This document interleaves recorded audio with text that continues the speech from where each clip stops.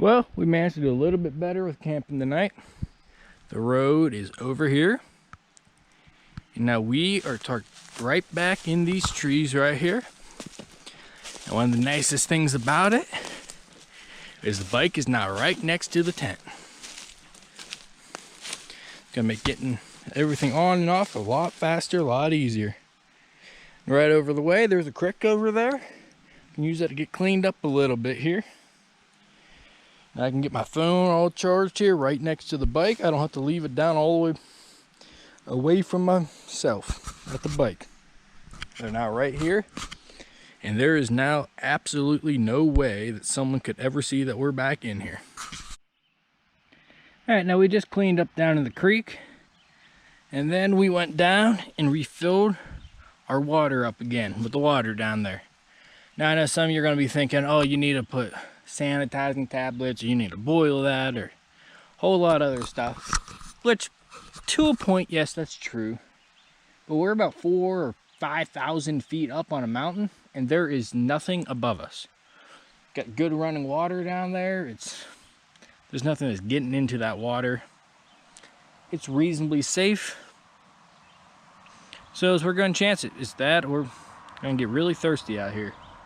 Most of the rest stops along the way here, their water fountains, they were not running, so we haven't been able to fill our water all day, and we are just about tapped.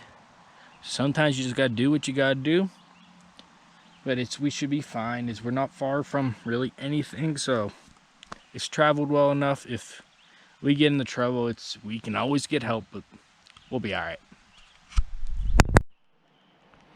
Well, we built a little fire here. This fire, like everything else we do in this campsite, no trace. We just dug up the sod and it's just sitting in one piece over there. So when we're done with the fire and it's out, right before we leave, you can just take the sod, put it right back over top. And as soon as all the grass around here stands up, no one will ever know we're here. It's always a good rule when camping. Leave no trace.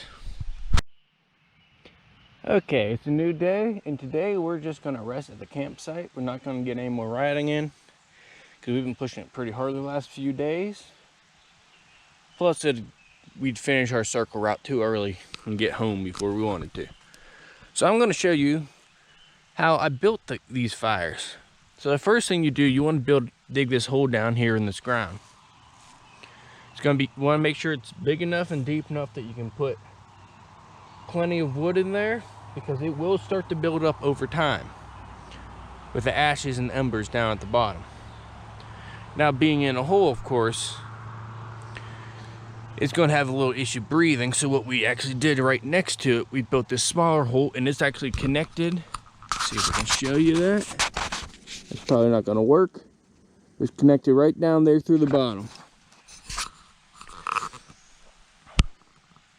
So now all we gotta do is we just gotta light our fire. And we're using only things that we found out here. For our tinder, got all this birch bark here. Here's some kindling, and there's our fuel. All right, I'm gonna get her started, and I'll be right back with you. All right, there we go.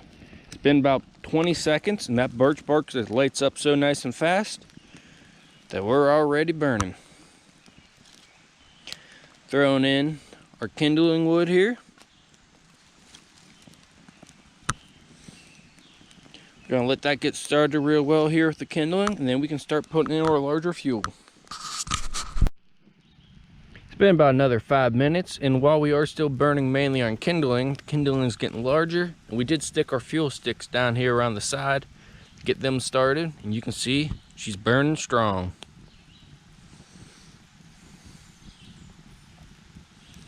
Now the flames are getting a little bit higher than you normally would want with these types of holes, but we're not really hiding per se. If you were trying to hide, then yes, you need to get them slower, in which case I'd probably dig a deeper hole. But we're just being inconspicuous here. And being daylight and being hidden behind this stuff, the real thing is we gotta just keep back the smoke. Make sure you watch the area around. That way you don't catch anything else on fire. And do not just walk away from this for large periods of time. A couple minutes you should be fine if it's just a little distance. But like walking over the hill or something for like 10-20 minutes, that's plenty of time for something to catch. And all of a sudden you got a wildfire.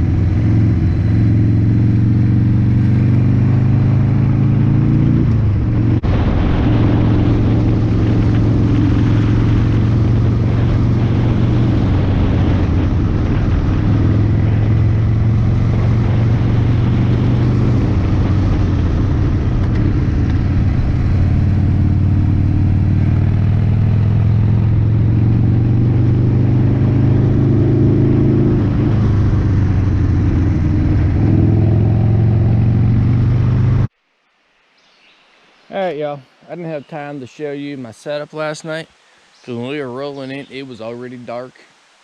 We were just searching for anything.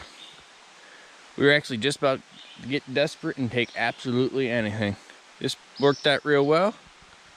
The bike is just right across the road.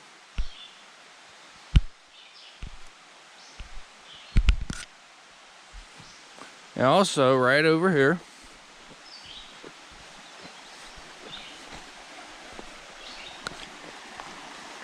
we got another one of those nice clear mountain streams to fill up our water, which is good because yesterday it was really hot and our water is now all gone. As you can see, easy to get to. Water's flowing real nice. Another good place to fill up on water.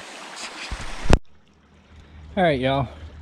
So they were calling for some bad storms to be coming in from the Midwest. So yesterday I pushed hard and came all the way down from southern Virginia near Tennessee, all the way back here to southwestern Pennsylvania. We could beat the rain. First thing you do when you come back, make sure you take all your stuff, put her out to dry. Otherwise it's gonna get musty. If videos had smell, you could smell how musty this tarp was when we got home. Make sure you let it all dry out before you put it away. I'd also check it over so you're ready for next time.